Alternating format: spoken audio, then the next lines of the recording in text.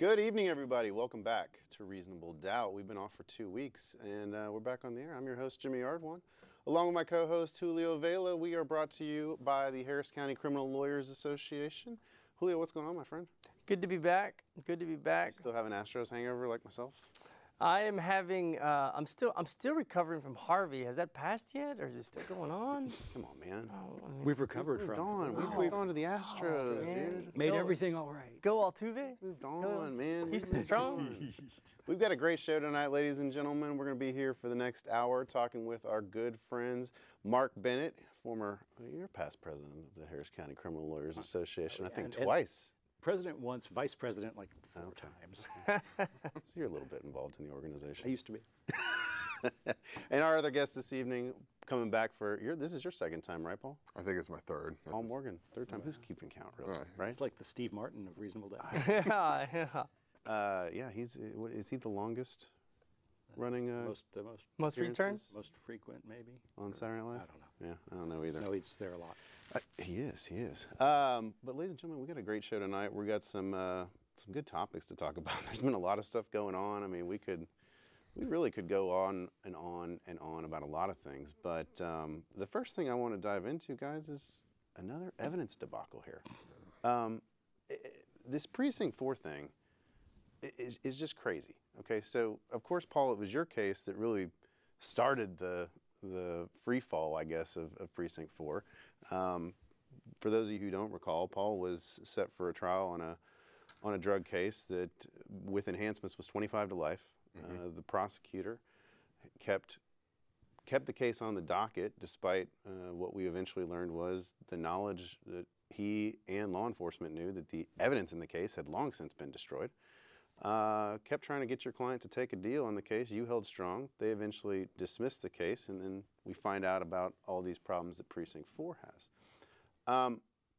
And then there's rumors going around that in Harvey, they had a flooding of their evidence room, and nobody was really getting any straight answers about that. And then I think kind of started leaking out, hey, well, we did have some problems. And now this thing. Over 7,000, almost 8,000 notices were mailed out telling those of us in the defense bar that there might be some evidence problems in your case. And I got one that went to my personal email address with my home address listed on it on a case from over 10 years ago. What year? 2007. Oh my God. I think you need to make a Public Information Act request to find out why the DA's office has your home address. Yeah. Well, I think because with the district clerk, I have both my office and my home listed. You need a lawyer. Yeah, exactly. I think that's why. So they may have checked the wrong box, but I mean, this is absurd. What do you, like? And they're not recent cases. No. They're cases from, I got 2 of them for cases that were, I remember the guys' names, but I couldn't tell you what the cases are about without looking up my files. So, yeah. The question, I guess, is going to be, was the evidence destroyed before or after my client decided to plead guilty? Well, and what do you do? Because, I mean, I went back and this was the case I got was literally more than 10 years ago that it gets resolved. And I went back and pulled the file. I had to look first on the district clerk site to see, like, what the heck was this case? And it was resolved for a deferred. So the case, not only has all the evidence been destroyed, literally, and may have been destroyed before the DA's office signed the order authorizing destruction of evidence, but my client's completed the deferred. It's been dismissed. What's the remedy? So habeas. Yeah. Because even after you complete your deferred, it's affecting your life. Mm-hmm. So you're restrained. You can file a habeas petition. But what's the harm? What's the wrong that's been done? Yeah. Well, if the evidence was destroyed before the plea, I guess the wrong is that exculpatory evidence was not disclosed to you, right? The Brady material wasn't disclosed. That Brady material being that the evidence has been destroyed. Yeah. But if the evidence was destroyed after your plea, what's the harm? Well, no kidding. Do the notices indicate whether the evidence was when the evidence was destroyed? No, they don't even. No, it's a very general notice. It doesn't even say whether or not evidence was actually destroyed in your case. It just says that your client, back from whenever, may have had evidence destroyed during this whole fiasco. And the efficient way for the DA's office to have done this, I don't know that this is what they did, but the efficient way for them to have done it would just have been to make a list of everybody who had a Precinct 4 case, send them a letter, let the defense lawyers figure it out on their own. And that may very well be what they did. It may be every Precinct 4 case is going to get a letter. What ethical duties do you think that we, as defense lawyers, have towards our clients? Like, if we get one of those letters and we give it to our clients, what should we be doing? No, I believe in client loyalty. I believe that once we represent somebody, we stick with them unless they get pissed off at us and fire us. But generally, I believe in client loyalty. We stick with our clients. So I think if we get the letter, we need to first do our own investigation, pull the file, see what the case was about, see if there might have been some evidence in the case whose destruction would have affected the outcome of the case.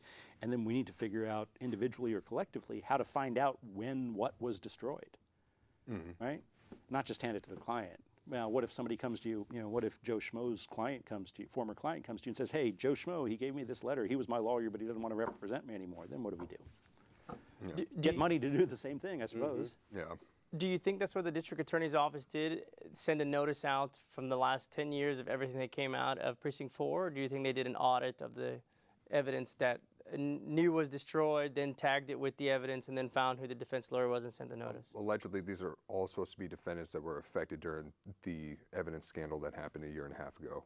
These aren't just like all Precinct 4 cases that happened during a particular period of time. So even though the letter says you may have been affected, you think that there's already been a first level of triage where the DA's office has concluded that these cases were somehow touched by the destruction of evidence? That is my understanding. That what I think happened is that they probably went through the destruction logs and the chain of custody documents that they gathered during the audit, and then they figured out these cases they figured out which cases that were affected, and then put them into two categories. They put them into the pending category, and then they put them into the adjudicated category. So when Devin Anderson pressed out her, what was it, like 650 or 700 notices, those were only for pending cases. And then when Kim took over, she ended up finishing the investigation and ended up looking into all of the adjudicated cases that were affected by the evidence dump. From what you know, do you think they're going to be able to tell when a particular piece of evidence was destroyed?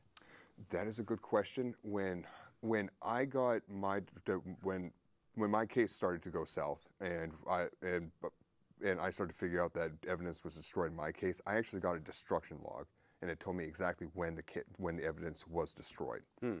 So you mean to tell me that there could potentially be 7,000 cases that were just like yours? Yes. Where, or more than one or some? Well, in most of them, you probably didn't have a prosecutor who was pushing for a plea knowing that the evidence had been dismissed, which is highly, highly unethical, probably disbar-worthy. We'll talk about that some other time, I suppose. But in most of the cases, you probably didn't have that. But yeah, there might have been other cases where there was that same combination of facts that you discovered in your case. Mm-hmm. Well, but I mean, so here, if you've got somebody who, let's say we go back to, we'll not go back as far as my case. Let's just go back half that. Let's go back 5 years to 2012, okay? And let's say it was a drug case, and somebody got 10 years TDC and is still in custody. I mean, that person has a legitimate issue, Right. okay? But somebody who finishes a 2-year deferred back in 2012 and is no longer, the case gets dismissed, I mean, I don't know what you're supposed to do there. Well, so I mean, is the state going to then pay for your petition for non-disclosure because they destroyed the evidence and you took a plea? You know? well, a petition for non-disclosure is not good enough. You're still, Right. I mean, you're still suffering the consequences of that deferred. And I think that even after you're off the deferred, that habeas still lies. It's a question of restraint. Are you still restrained? Are you still suffering adverse consequences? If you're not, then no problem. You know, nobody's turning you down for jobs. You're not unable to get apartments. No worries. But if you are, then that's good enough to get you back into court on an application for writ of habeas corpus. I think that's a separate question from what do you do about it and what do you argue. Yeah. But I know the vehicle is habeas corpus and the requirement is restraint. And what happens, I mean, the other thing too is the tremendous cost this could be to the county because, out of 8,000 cases, let's say ballpark that 40% of those cases were court appointed. And it's probably higher than that, but I'm just going to ballpark it at 40%. So we're looking at what, 3,000 cases that the person originally had a court appointed lawyer? How much money is that going to cost the county to then reappoint somebody to go in and investigate the problems? You know? Or is the court even going, or does the court have a duty to do that too? No, because you're not entitled to appointed counsel on a writ. God, Yeah. that's phenomenal. Well, I know that there have been talks about getting appointed counsel or someone to, or like a group of defense lawyers to look into this to see if there are grounds for anyone who was affected by Precinct 4. So I know that there are lawyers out there that want to take the initiative and hopefully get funding from the CCA or from the county to, you know, spearhead this issue. And in your case, the evidence was destroyed while the case was pending. That's right. And that's not even the worst part of it, JV. That could have been sheerly accidental. The worst part is that the prosecutor, I hate to repeat myself, but the worst part is the prosecutor tried to get his client to plead guilty knowing that the evidence had been destroyed and they couldn't make their case against him.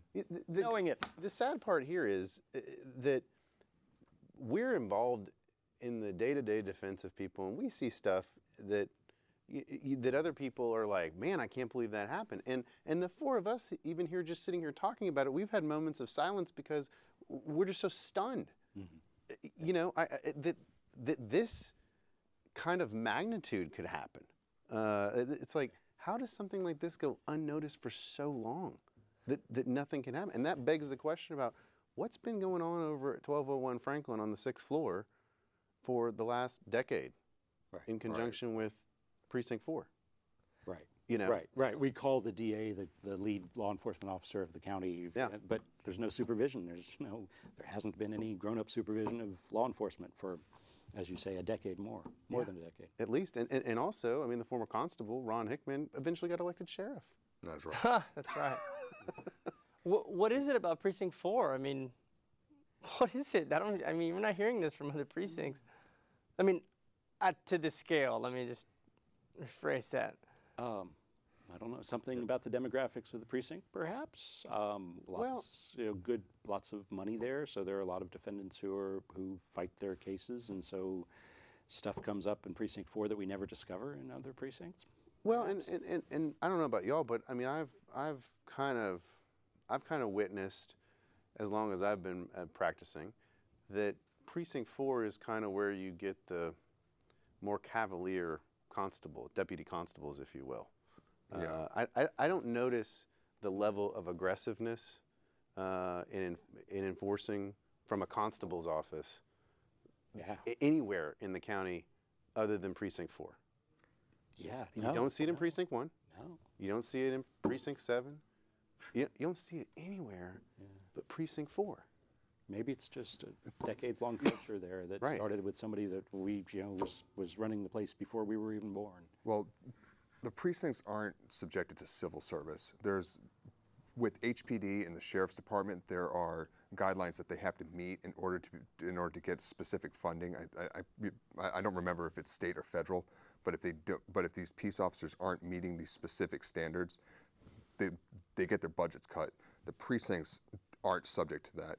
And in fact, their whole structure and how they go from deputy to lieutenant, sergeant, whatnot is largely based on like a who do you know, wink nod type thing instead of like a merit-based boost.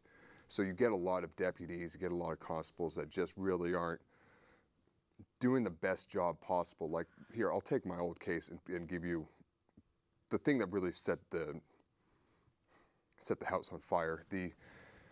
So when I took the dash cam and I watched it, I was reading the offense report, and in the offense report it said that the deputy saw my guy throw a bag outside of his car after he parked, and then get out of the car, hide it, and then get back in.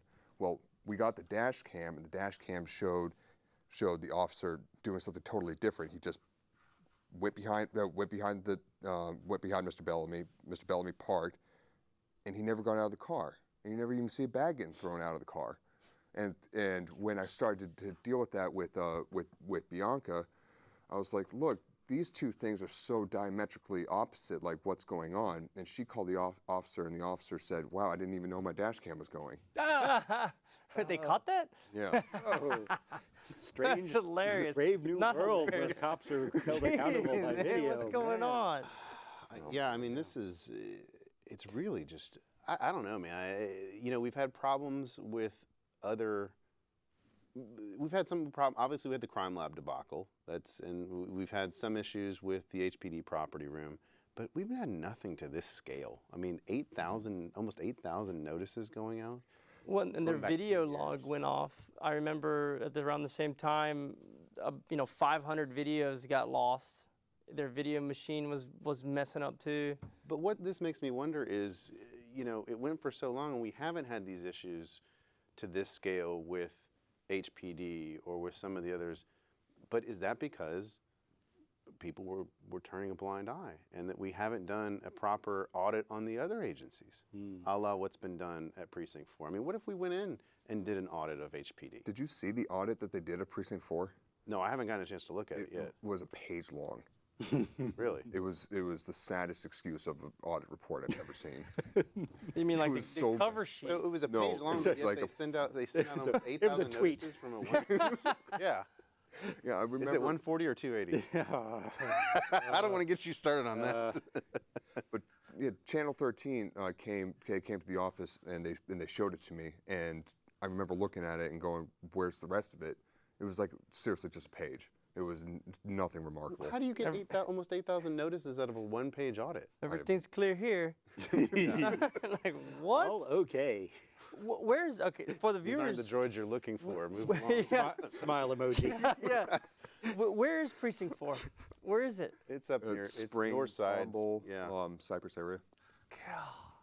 Yeah. Yeah, like right in the cusp of like Montgomery County. You know what kills me, So- guys? Yeah. Is this comes out, this scandal comes out, I don't mean to break up your thought, Mark, but this Bad scandal joke. comes out the same week that we get the Houston Press shutting down and firing all, laying off all its reporters. I did not know about this. Yes. No more hard. No more hard copy, and they laid off Megan Flynn and a lot of other Greg reporters. Malisow? Yes.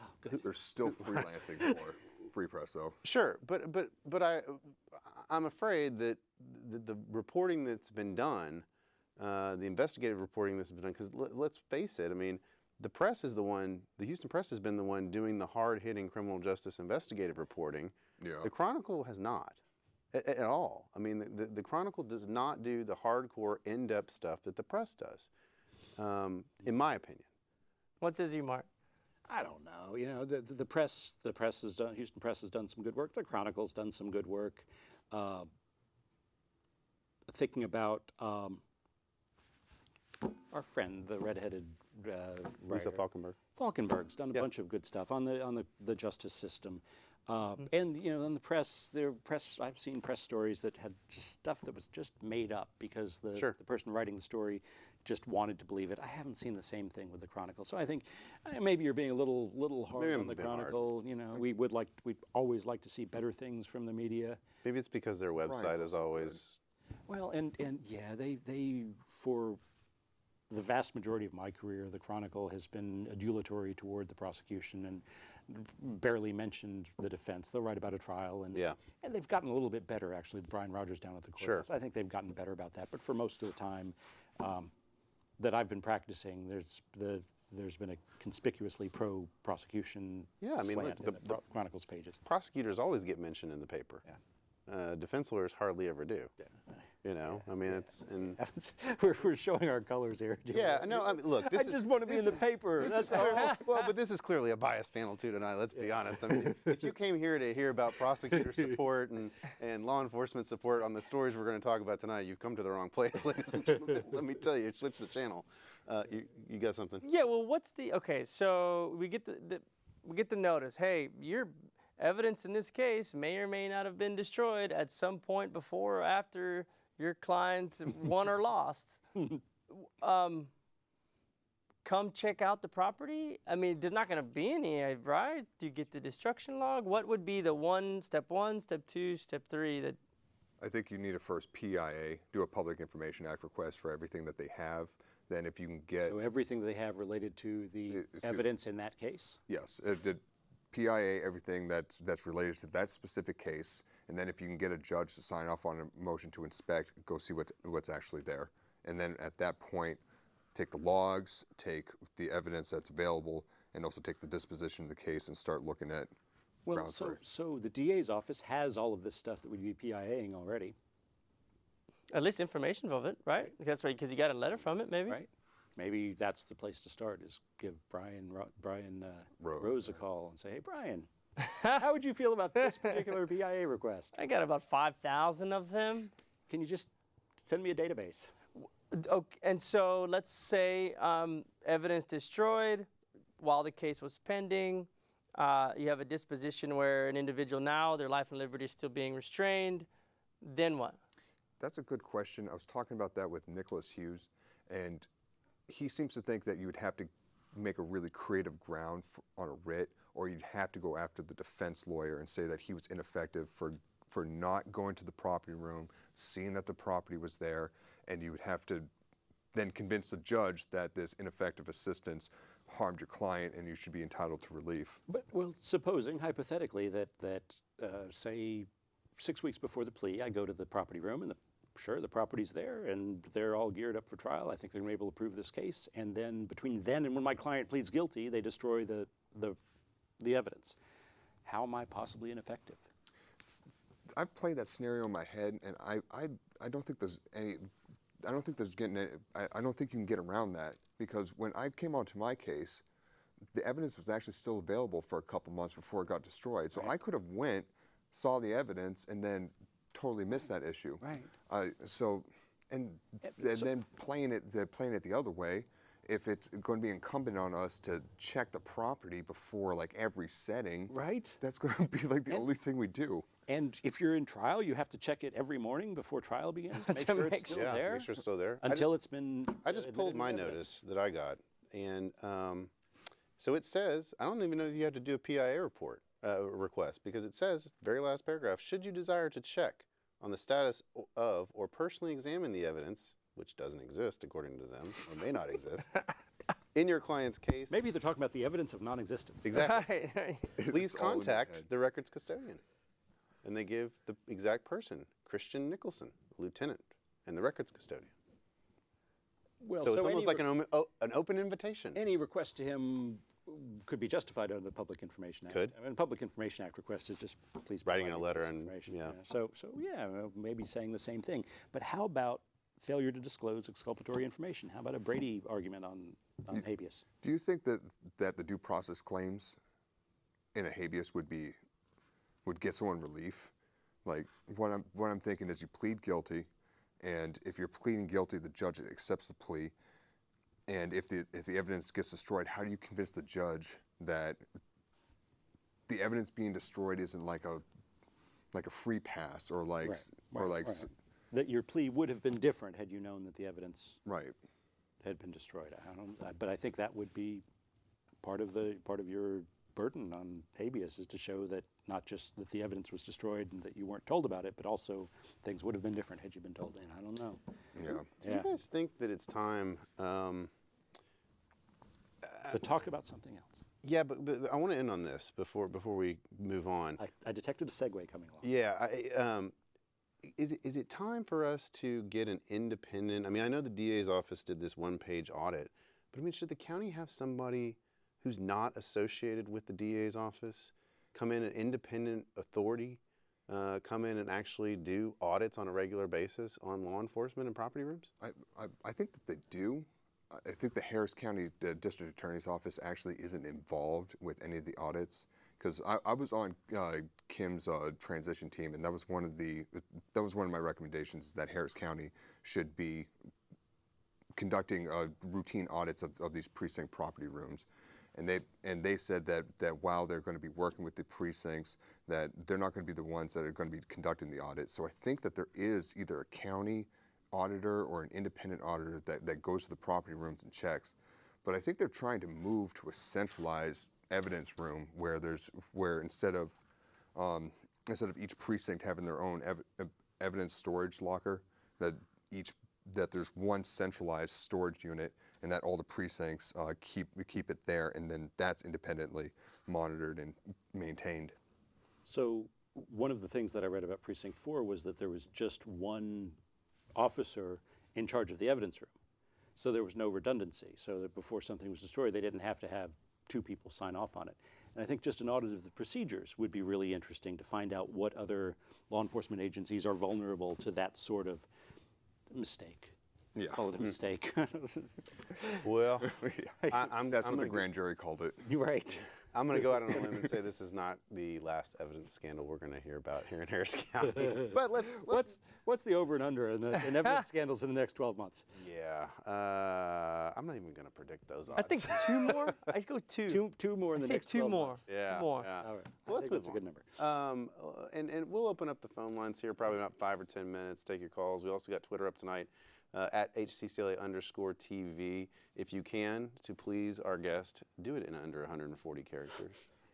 Do not use up your 280. Please do not do that. You will severely anger It's weak Mark and Bennett. lazy.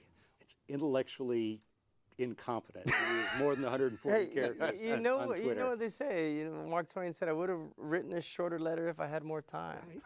Right? Right. Somebody said it. Yeah. We sponsor the use of emojis. Yeah, And exactly. as many as you like, as long as it's 140 or fewer. How about this Twin Peaks trial, guys? Let's move on to that. Speaking of prosecutors, Because this is some interesting stuff. So closing arguments were today, and Mark, I know you've been up there watching your mentee, I watched your protege, a couple days of Casey the Gautreaux. trial. Yeah. And by the way, ladies and gentlemen, Casey has agreed.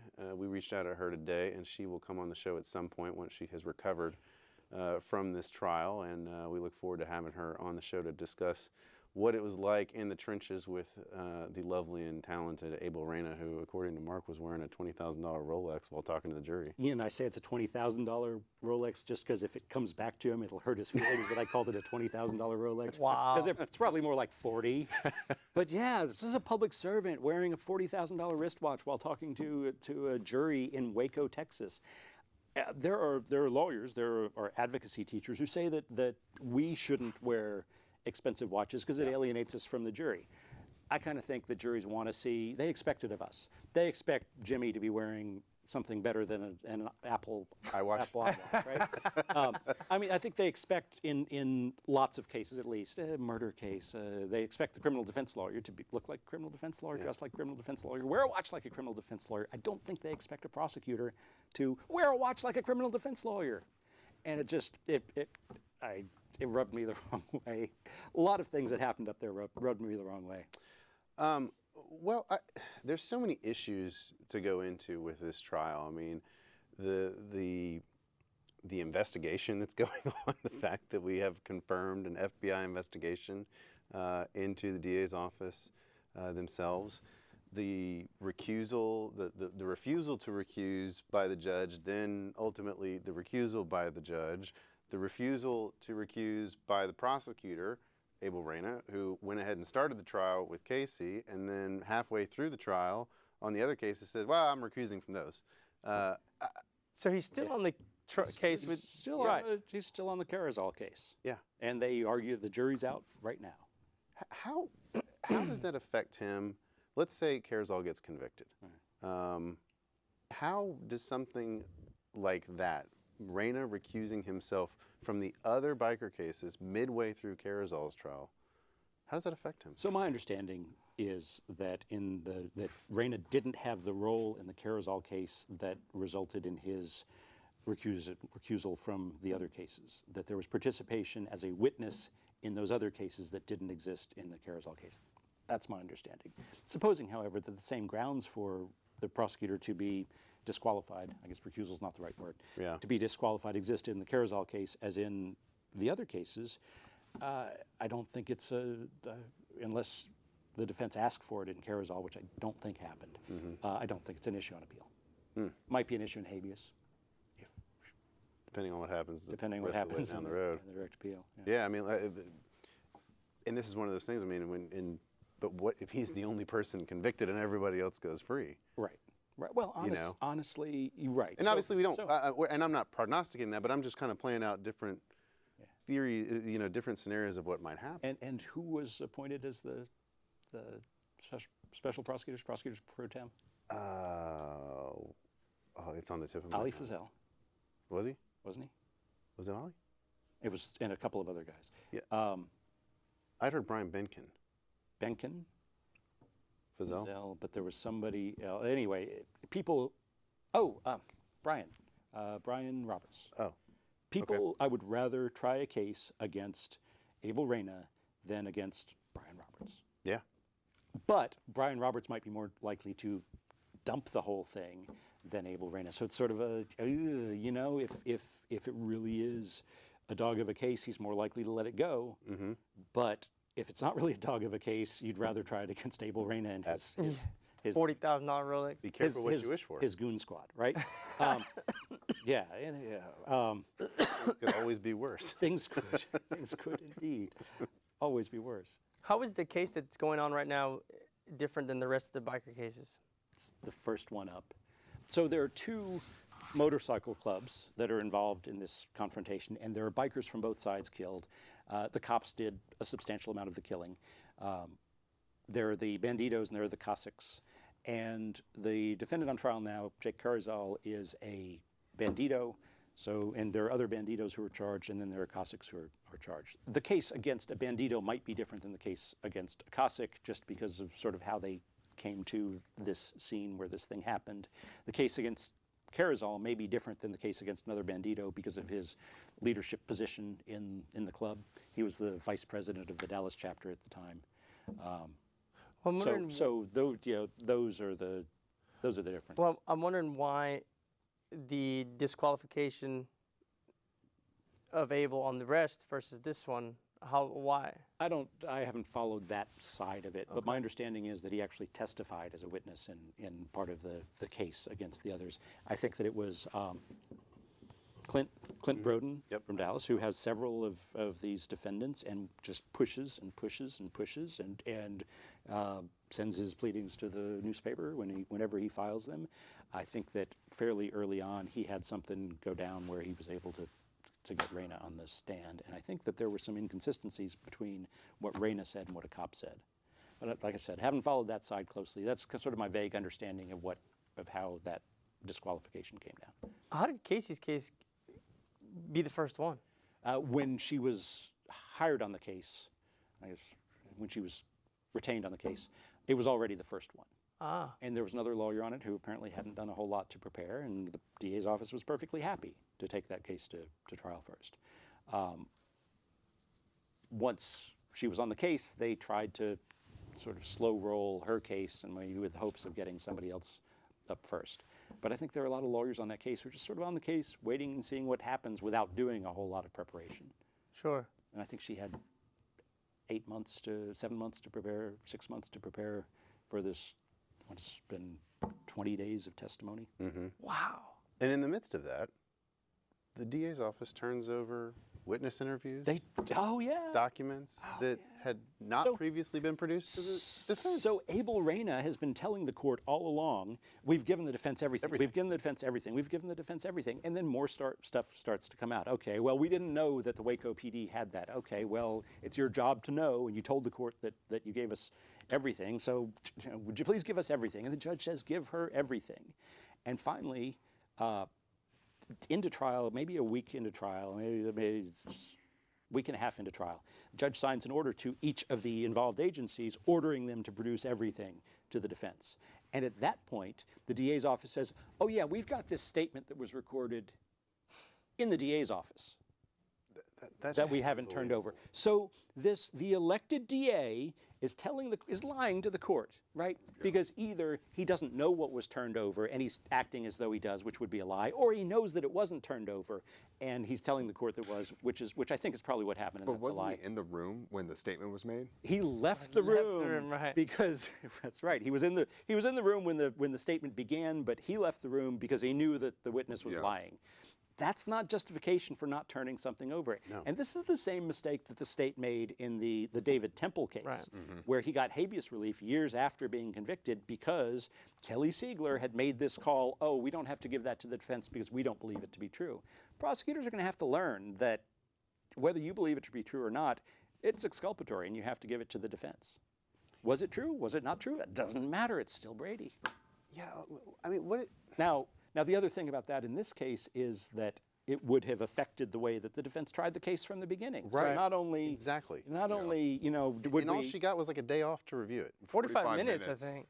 I thought they had no, recessed. I think she got some, you know, oh, you can look at it overnight. We're going to get out early today. She moved to have it dismissed for prosecutorial misconduct. That ended up getting denied, and then she asked for a continuance, and the judge gave her 45 minutes to look at everything. Yeah. Which I think that's horrible. It's absurd. You know, if I was a It's judge, you know, if I was a judge, I would know that the entire planet of everyone interested in this case is watching, and knowing that I could get flipped, I would probably I'd do everything I could to. But you'd try to give everybody a fair trial. And you know, the fact is that not a lot of people are watching this case. People have forgotten about it. And the chief prosecutor, Abel Reyna, the guy with the $20,000 wristwatch, your former law partner, Yeah. if you're the judge. Right? So it's Waco, it's incestuous, it's the lawyers there. From what I've seen of the lawyers in the prosecutor's office, they're not great lawyers. And when you have a DA's office that's not strong, what do you get from the defense bar? You get a defense bar that's not strong. What do you get on the bench? You get a bench that's not strong.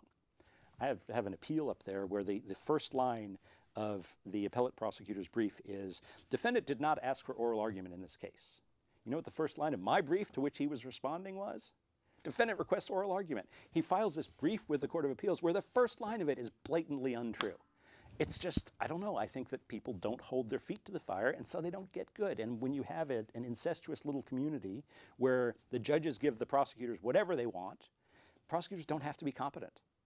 And as a result, you have the same incompetence in the bench. Well, and it's probably a Prosecutorial situation like a lot of smaller counties where it's who you know, and they don't really have to go to trial because they've known each other their entire lives. They're going to work things out. Well, look, we don't really want to work real hard on this thing. Right. Let's kind of figure this out. They're going to work things out to their mutual benefit. Right, because I will say, if you go to small counties, a lot of small counties, you get a lot better deals when you go in there on certain cases that you might not get a good deal on. And I'm stunned sometimes when I go to smaller counties other than this, what they're willing to offer. I mean, it's almost like, you're kidding, right? You're willing to offer that? Like, I'm stunned, you know? Like Montgomery County, right? Yeah, exactly like that. You know? No, but I mean, you know, one of the first, and obviously I was fortunate enough to still come up in the day when we had a ton of no test, no accident DWI trials that you could just try them, you know, and you would cut your teeth on that, and you could, you know, try a dozen of them in a year easily. Dozen was that was nothing, right? And you'd go to, for instance, Travis County, which was a smaller county, and if you go in and you bow up to the DA and say, look, man, we're just going to go try this thing because you don't got a great case, they'd hem and haw and stomp their feet, and then all of a sudden they come back and they say, will you take a Class C seatbelt violation? You're like, No, my guy was wearing a seatbelt. you're like, wait a second, what? All I had to do was put up a fight, and you're going to say, will your guy take a Class C seatbelt violation? And no lawyer in their right mind is going to say, yeah, let me risk my client getting a conviction on a Class B misdemeanor that'll never come off his record versus doing deferred on a Class C seatbelt. I mean, you'd have to have your head examined and go turn in your bar card if you told him to turn that deal down. But it's like, God, so I think there's a culture of that, you know, hey, look, we all grew up together. We all went to high school together. Let's just work this out, and we'll go have some drinks about 2:30. And I know that you all have people clients come in who are charged in small counties all the time, and they have somebody representing them because they're friends, 20-year friends with the DA. And I say to them, look, that guy's got a 20-year friendship with the DA. He's got a 6-month relationship with you. Yep. Which do you think wins? Right? The 20-year relationship with the DA. If something is going to yield, you're going to toss you to the side, and they're going to go off and play golf, and never even think about it again. I had a case down in Austin County where the elected DA would actually go into the oh man, what's his name? Is it like John Cone or Travis Kane. Travis Kane? Yeah, Kane. he would actually be in the courtroom, and I had a case. I brought it to him. I was like, "Look, what can we do with this?" And he started going on and on and on. He's a really nice guy, but he told me, like, "Look, down here, not only do you go to church with the people you prosecute, but you also hang out with the people who are in the courtroom, law enforcement, defense lawyers, whatnot. Everyone knows each other. Everyone knows the judge. Everyone knows me. So when I handle my cases, I handle them with a little more care because you never know who you might be prosecuting." Yeah. I had and it's so true. We played the same game. Guys out in has two cases, one out in Fayette County and one here, and he's a multiple felon. And I say, well, let's see if we can finesse something out in Fayette County, and then come work out this Harris County. So we finesse a little deferred, a multiple felon, a deferred out in Fayette County. And so now I say, okay, now we're going to play a long game in Harris and just kind of fly under the radar for a good 8-9 months. Sure enough, 8-9 months pass, and the guy's been on deferred for 8-9 months out in Fayette County. And my guy's a multiple felon. I'm here, and and we're approaching the judge, and I'm saying, hey, look, he's already on probation over there for a good 5 years. He's been on it for 8 or 9 months, and he's been doing great. Why are we going to violate? Why are we going to put probation? Why are we going to put this guy in prison? And what for? And the argument worked. And it was the same kind of thing that we know we can get this deal out here. We can use that deal as leverage over here to keep you out over here. So we got deferred over here too, and that's the same. And if that Fayette County play hadn't been in place, not a chance on the planet in the district court up here for the type of offense that he was charged with, multi-felon, would he have ever gotten a pass? It's not a pass because it's deferred, but never would he have stayed out of prison. But he did because we were able to finesse the small county and then use it over here. It happens. It happens, man. Well, in this county, Frank, McLennan County was not prepared. They do not have the resources to handle this case. They didn't need to. No, they didn't need to. They really didn't. But what you're seeing now is just the disorganization of everything, and some of it may be malicious. I don't know. Casey certainly thinks it is. We saw her. Criminal. It's criminal. Yeah. And it very well may be. Yeah. Who knows whether or not it'll eventually be proven to be prosecutorial misconduct or just blatant incompetence. The fact that they're understaffed, under budget to handle the prosecution of 171 individuals on engaging in organized criminal activity cases. That's another thing that I think needs to be brought up here is this office is not really equipped to handle these kind of cases. And the discovery, the forensics, managing all this discovery on 171 different cases. Yeah, I don't know. This could be the same evidence, the same discovery on 171 cases. So are they prepared to do, are they a big enough office to do this on one such case? Yeah, I think they probably are. So I think that gives them too easy a pass to say they're just too small an office with too few resources to do it. It's the scaling up of the number of defendants in what was one incident should not be substantial. It should be, okay, we'll do discovery.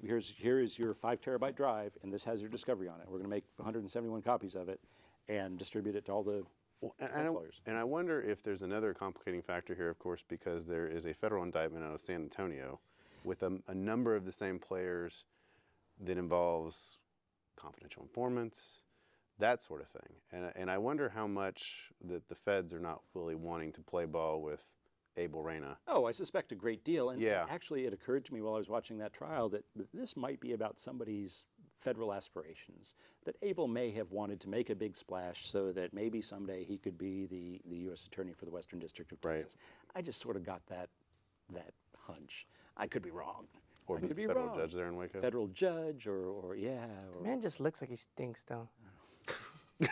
He does, man. He sits there with the shaved head, and he looks like, I don't know what JV, side he's that's on, man. I'm racist. just saying, hey. Can it just really saying. be racist coming Yeah, I'm just from saying, Julio? man. That's the joke. That's the Just joke. saying. I know. So, wasn't there make some... Thanks for highlighting it. Could you do that in 280 characters for me? No. Is it so? Let me ask you this: switching to the Twitter thing for just a second, okay? Why are you so jacked up over 280?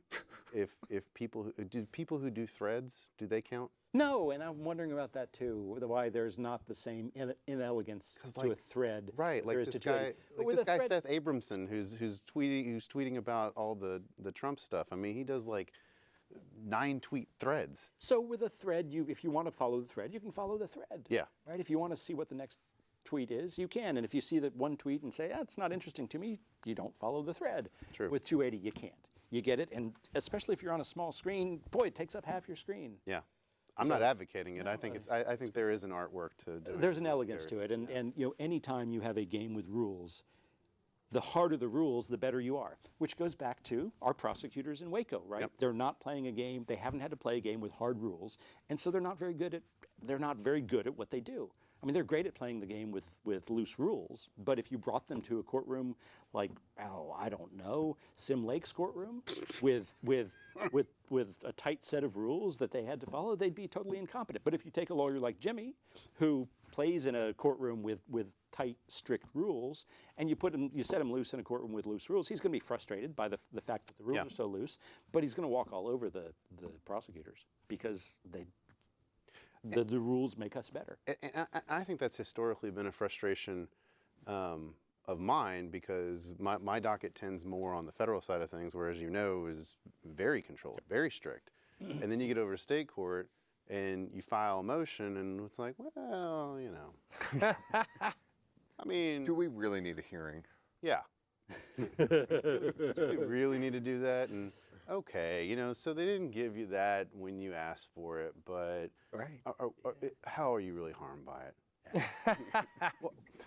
No, we're not going to get this on the record. Right, no, right, we're not going to have Those this on- rules, Yeah. those rules are advisory. Jimmy. I know, yeah. That's not directory. That's advisory. It's fresh. I mean, I realize the nuances in how. Did you like the segue back from Twitter to the law, by the way? I did. You did a good job Did I doing do- that. It's almost as if you've hosted TV before. Was it under 140 characters? No, we're way beyond 100. Beyond all of us. But I do. Look, he's getting all he can get right now because all these guys have hired out-of-town lawyers. Basically, I haven't really. I mean, maybe a few of them have hired some local lawyers, but you got Casey, you got Clint. You got Looney. Oh, Looney. Let me tell you, when Looney gets up there, I mean, you think Casey? I mean, they had that whole the Tribune reporter who is just, I mean, he's borderline stalking Casey. The articles he's writing about her. I mean, you think she's a firecracker? Wait till you see Paul in there. Yeah, And he's going to tear him a new one. and he'll have the discovery too, thanks to not being the first one up. He'll have he'll have the recordings, and Yeah. if this thing goes well for Carrizal, I don't see there being a second No. Dito trial. No. But I think Looney has Cossacks, which might be a different thing. True. Because it does look, from the evidence that I've seen in this trial, like the Cossacks went there intending to do battle. I was wondering what we had up on the screen. Yeah, so artwork. that the drawing was of Abel Reyna pointing his B-Rolexed hand at the accused. There's it's probably Kind of scary looking with the. it's like a scarecrow. What is Yeah. that? I think that's Casey giving her closing argument. There's our $20,000 wristwatch pointed at the, So I got to see part of Jake's. Child pointing at somebody. Jake is a big dude, and he's also a little. He looks like a little baby. No neck. He looks like a little baby. You got like the linebacker with neck roll. In there. It's the same artist who drew Tom Brady in federal court. So I got to see the first part of Jake's testimony. Yeah. Just big, sweet kid. Just big, gentle, big dude. Big bushy beard, tattooed hands, but just a big, sweet, gentle kid. Just, and the state's case is not about him doing anything wrong. The state's case is he's wearing red and gold. He's a bandito. The banditos are a criminal street gang, and therefore he's guilty.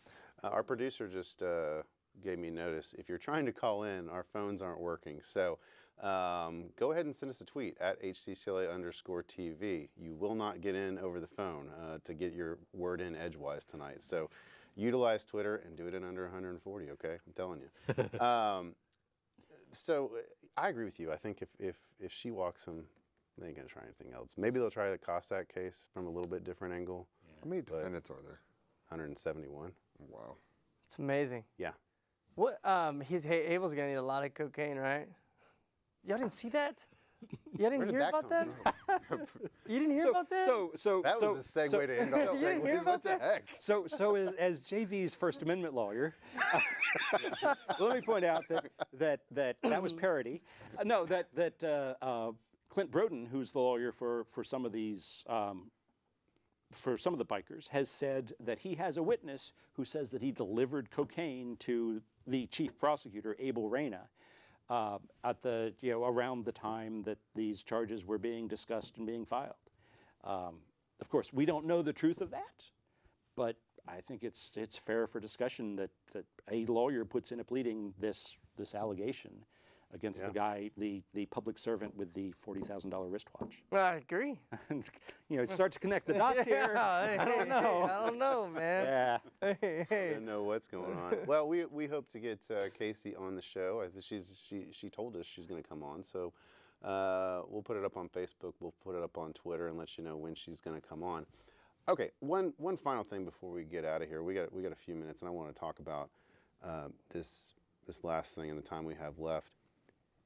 The judges put forth the plan for rebuilding our criminal justice center and jury assembly center, I should say.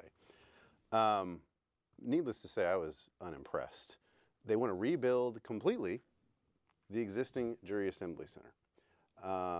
As it was before. As it was before. Underground. Underground. Possibly changing materials, but that's it. Make it water resistant.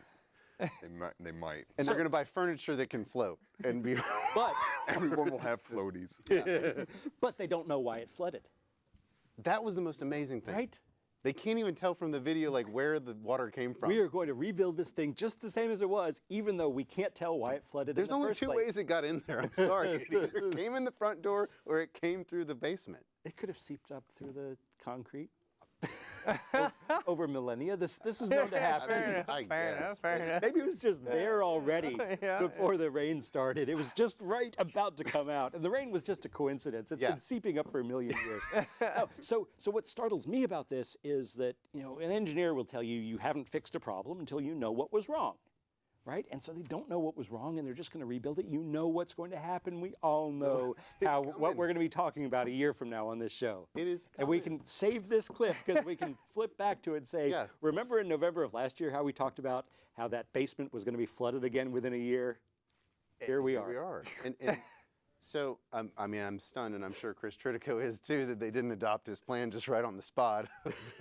let's go across the street, tear down the Family Law Center, use the bond money you already have allocated, and build a new building. No, instead, we're going to analyze how to rebuild the CJC, the Criminal Justice Center, including possibly putting elevators in. Escalators. Escalators, I'm sorry. Possibly move courts down lower, which we've been talking about for years. The reason those courts are up so high is judges' egos. The misdemeanor courts ought to be on low floors where people can walk up to them or take escalator rides. And so this is what we get. We get a rebuild plan of buildings that have been catastrophically damaged. I think we put the courts in the basement. Yeah. Now, And here's something else. I know this isn't on our schedule, but consider how few judicial resources we've been using since the storm, right? Judges have been working half days. They've been sharing courthouses. You know what that means? It means we can get rid of some courts. We don't need them, right? We've got too many judges and too many courts, and they're proving it because they're working half days, visibly working half days. Of course, we've always known they work half days, but they're sharing courtrooms. And if you have two judges sharing courtroom, one in the morning and one in the afternoon, you only need one judge. They all seem to be getting along famously too. there's only one incident, but When your enemy is in the process of destroying himself, Paul, do not interfere. well, so I was told by somebody the other day who actually got called for jury service that right off the bat, because we have panels now again. We've started at least a couple trials. We got two misdemeanor courts, I believe, They're up. I mean, they're up. But they've got 2 courtrooms to try cases over in the Family Law Center. Yep. Family Law Center. And they got one over on top of in the law library. And then I guess the Judge Hart and Judge Bradley have figured out some sharing structure so that they can try bond cases in their courtroom. And that's the only felony courts going. Now, I heard from somebody who went to jury duty this week that almost right off the bat, they get everybody, they have a pretty good turnout, and they send a third of the panel home. Huh. You know? So, I mean, we're getting people down there, but we're not. And that may just be an adjustment required too, Sure. because they don't know how many people are going to turn up, and that's a high class problem to have. You know, Exactly. we wish we had that problem when we had a whole jury assembly room. Right. That's interesting. Yeah. Yeah, they'll calibrate. You know, Chris Daniels. I didn't think Chris Daniels would make a great district clerk when he first ran. He ran against Lauren, and I liked Lauren, but Chris Daniels is the right guy for that job. He is right now Yeah. more than ever because he's got the engineering background and he can, you know, it's an engineering problem now. Let's say Criminal justice. That it is. let's say they tear down the family building. Where do all the courts go in the interim? I don't think that there's a lot of court going. Oh, you mean the criminal courts, the misdemeanor courts that Right. are in there right now? Right. Yeah. Trailers parked on top of the jury assembly room, I guess. Wow, that would be They something. start having court in the streets, I suppose. Portable buildings for courtrooms. I mean, that would be I'll something. bet there's a nice conference room at Jimmy's new office. We could turn it into a mock trial room. Hey, We have a mock trial room. Have you seen our courtroom? I have. Yeah, we have a courtroom. I have. Norm I mean, and I. look, if the county, if they We could use for misdemeanor trials. We could use our mock courtroom in our office. look, I mean, you pointed out though that they're using the courtrooms half a day. I mean, if you eliminated what we talked about a couple weeks ago, eliminated the number of defendants coming down, you could easily, I think, have some trials going on in the civil courthouse. Yeah. And structured, and maybe you only go 3 days a week, or and you have docket calls on the other 2 days. I don't know, but you know, I think there's a way to try it and see what you can do. But it's, I'm frankly surprised at how well this thing has worked. I am too. Yeah. I am too. It actually hasn't been that bad considering they had to put this together in a matter of like what, a couple weeks. I'm a little bit disappointed at how well it's worked. I know. Honestly, I was hoping for a lot more chaos. I thrive on chaos. We all do. And I was hoping for a lot more chaos. I know, kind of the masochist in me wanted to just see, you know, just nutters all over the place, just, you know, Yeah. pitchforks and everything. Like Caveat being, I hate jail docket. I just hate it. It's terrible. Oh my God, it's the worst. I haven't had to do it. It's yet. terrible. Going down, getting down into 701 or 1200 Baker, wherever it is, it's just It's terrible, and they all want you to be in 2 to 3 places at once.